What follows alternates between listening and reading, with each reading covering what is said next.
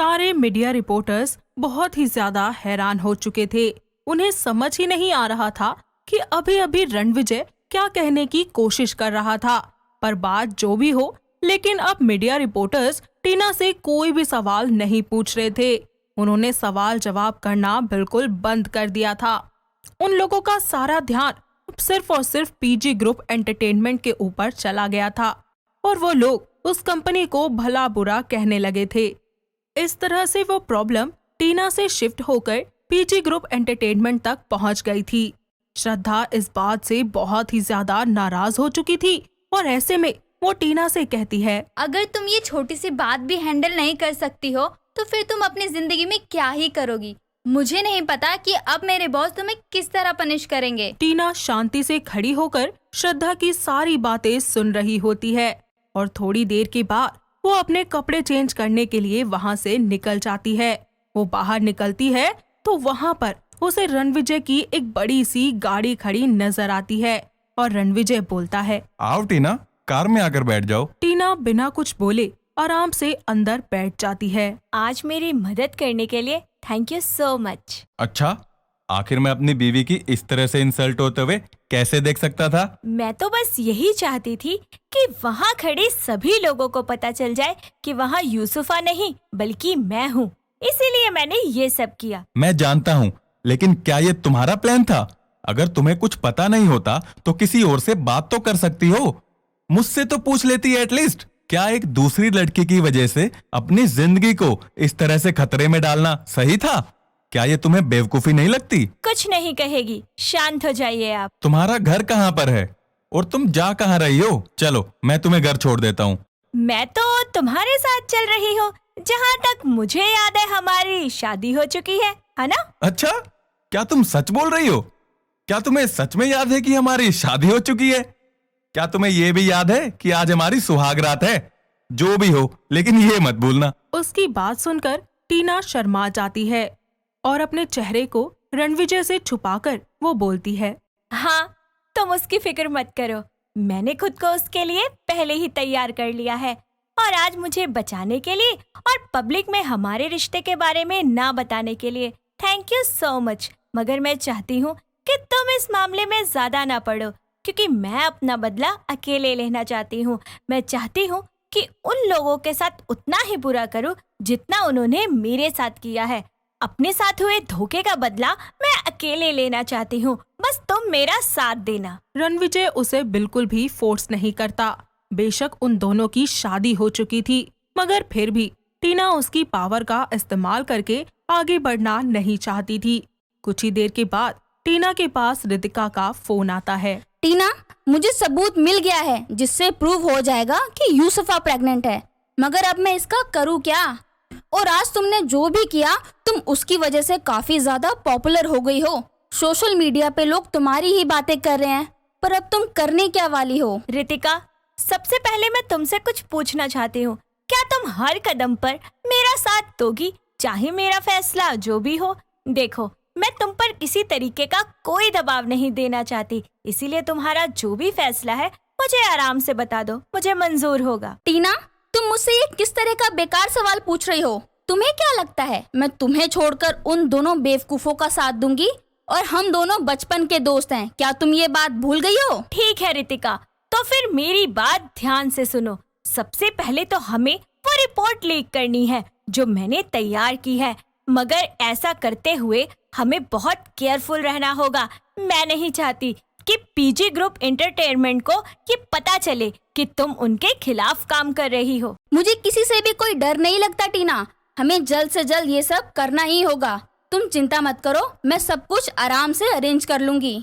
इससे पहले प्रणय स्टेज पर जो भी कुछ हुआ उसके बारे में सफाई दे, उससे पहले ही हमें उसके सर पर ये बम फोड़ देना होगा। इस सब के बाद टीना फोन रख देती है तो वहीं कार आराम से चल रही होती है।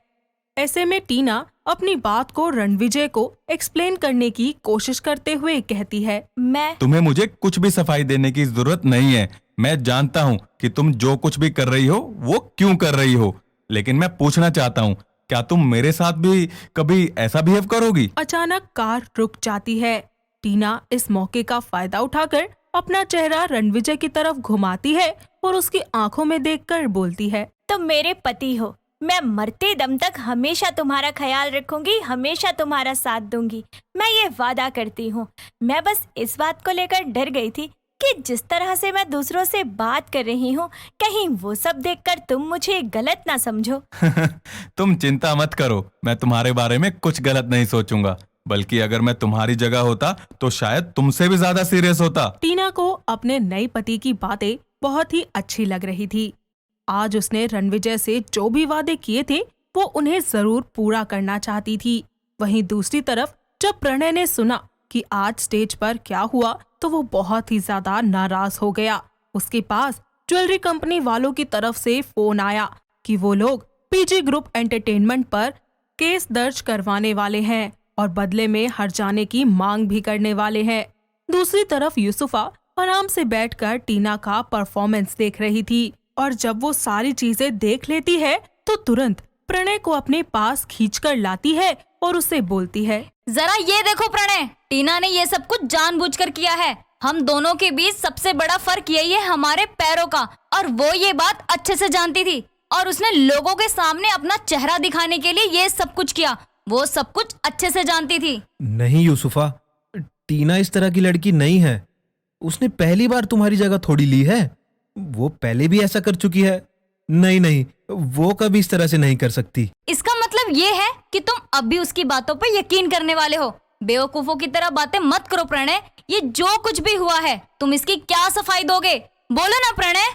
अरे किसी न किसी को तो इसकी जिम्मेदारी लेनी ही पड़ेगी ना। क्या तुम ये कहने वाले हो कि इसमें तुम्हारी गलती है कि तुमने ही टीना को स्टेज पे मेरी जगह भेजा था? क्या तुम्हें पता भी है कि इसके बाद क्या होगा? उस ज्वेलरी कंपनी के साथ हमारे सारे कॉन्ट्रैक्ट कैंसिल हो जाएंगे और हमें इंडस्ट्री से बाहर निकाल दिया जाएगा। तुम सच में ये सब चाहते हो?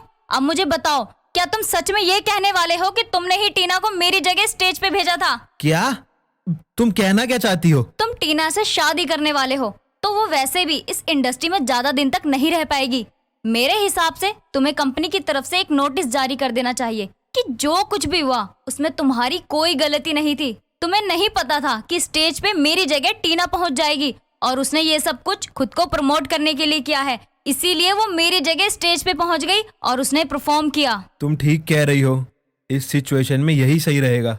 वो तुरंत अपना फोन उठाता है और उस ज्वेलरी कंपनी के मालिक को फोन करने लगता है, मगर तभी उसे उसके असिस्टेंट का फोन आ जाता है। सर, क्या आपने न्यूज़ देखी? टीना की मैनेजर ने एक बहुत बड़ी न्यूज़ सबके सामने खोल कर रख दी है। प्रणय तुरंत फोन रखकर सबसे पहले टीवी पर न्यूज चलाता है और जब वो उसे देखता है तो बहुत ही ज्यादा हैरान हो जाता है। रितिका सभी लोगों के सामने न्यूज चैनल पर कहती है, सिर्फ एक बार ही नहीं, मिस्टर प्रणय ने कई बार टीना को यूसुफा की जगह लेने के लिए मजबूर किया है। उसके साथ साथ रितिका ने यूसुफा और टीना की अलग अलग फोटोज भी दिखाई हुई थी और उनके परफॉर्मेंस का रिकॉर्ड भी लिखा हुआ था। उसने सबको बताया कि इस तरह की छोटी एंटरटेनमेंट कंपनी अपनी मॉडल्स को धमकाती रहती है और उसकी ये सारी बातें सुनकर प्रणय गुस्से में आकर तुरंत उसे फोन करता है और उससे बोलता है, रितिका, क्या तुम्हारा दिमाग खराब हो गया है? क्या तुम्हें अब भी लग रहा है कि इस सब के बाद हम तुम्हें कंपनी में रखेंगे?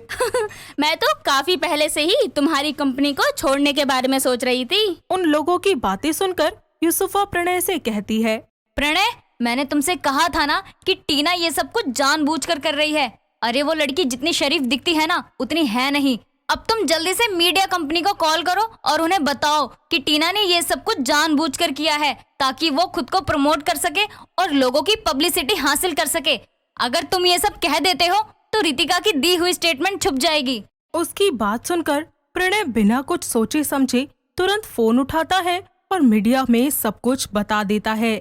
1 सेकंड के अंदर अंदर टीना और पीजे ग्रुप एंटरटेनमेंट दुनिया के सबसे ज्यादा सर्च किए जाने वाले वर्ड्स बन जाते हैं।